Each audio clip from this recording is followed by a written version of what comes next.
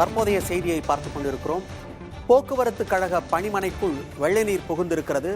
தூத்துக்குடி மாவட்டம் விளாத்திக்குளம் போக்குவரத்து கழக பணிமனைக்குள்ளும் வெள்ள நீர் சூழ்ந்திருக்கிறது. அது குறித்த காட்சிகளை பார்த்துக் கொண்டிருக்கிறோம். தூத்துக்குடி, தென்காசி, நெல்லை உள்ளிட்ட தென் மாவட்டங்கள் கடுமையாக பாதிக்கப்பட்டிருக்கின்றன. அந்த பகுதி மக்கள் எந்த அளவுக்கு இன்னல்களை சந்தித்துக் கொண்டிருக்கிறார்கள் என்பது குறித்த செய்தியினை உடனுக்குடன் வழங்கிக் கொண்டே இருக்கிறது புதிய தலைமுறை. அந்த வகையில் தூத்துக்குடியில் தற்போதைய பாதிப்பு என்ன என்பது குறித்த கூடுதல் விவரங்களைத்தான் பார்த்துக் கொண்டிருக்கிறோம். பணிமனைக்குள் வெள்ளம் சூழ்ந்ததால் பேருந்து சேவை பாதிக்கப்பட்டிருக்கிறது. குறிப்பாக தூத்துக்குடி மாவட்டம் விளாத்திக்குளம் பேருந்து பணிமனைக்குள் வெள்ளம் சூழ்ந்திருப்பதால் பேருந்து சேவை பாதிக்கப்பட்டிருக்கிறது. அண்மை செய்தியை பார்த்துக் கொண்டிருக்கிறோம்.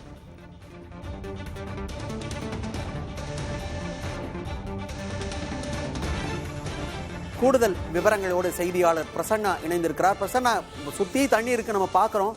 பேருந்து சேவை பாதிக்கப்பட்டிருக்கு. இயல்பு நிலை திரும்ப இன்னும் எவ்வளவு நாள் ஆகும்னு எடுத்துக்கலாம்?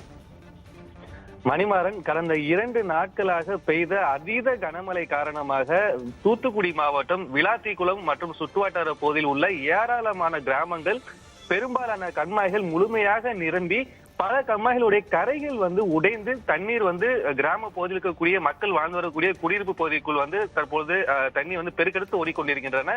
இதனால் கிராம மக்களுடைய அனைத்து தரப்பில் இருக்கக்கூடிய பொதுமக்களுடைய இயல்பு வாழ்க்கையும் கடுமையா பாதிக்கப்பட்டிருக்கு. அந்த வகையில பார்த்தோம் அப்படின்னா, இப்ப விளாத்திக்குளம் இருக்கக்கூடிய போக்குவரத்து கழக பணிமனை வளாகத்துக்குள்ளார மழைநீர் அதிக அளவு கிட்டத்தட்ட ஒரு பேருந்துடைய முகப்பு வரைக்கும் முழுமையா தண்ணி சூழ்ந்திருக்கக்கூடிய நிலைதான் தற்பொழுது நம்மளுக்கு ஆட்சியில பார்க்கப்படுது.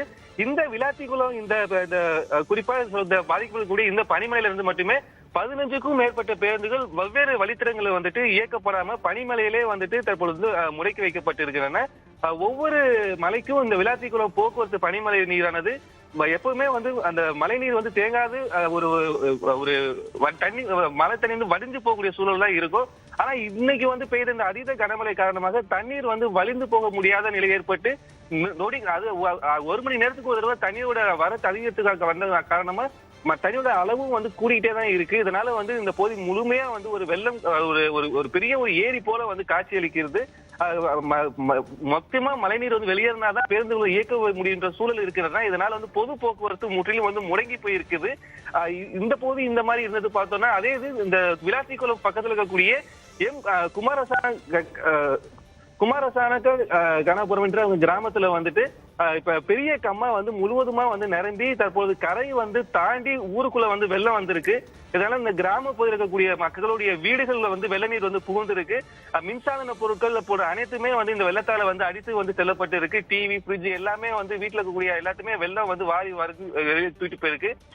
குறிப்பா பார்த்தோம்னா, அங்க இருக்கக்கூடிய ரேஷன் கடையில நீர் முழுமையா சூழ்நிலை அனைத்து பொருட்களுமே வீணா இருக்கின்றன.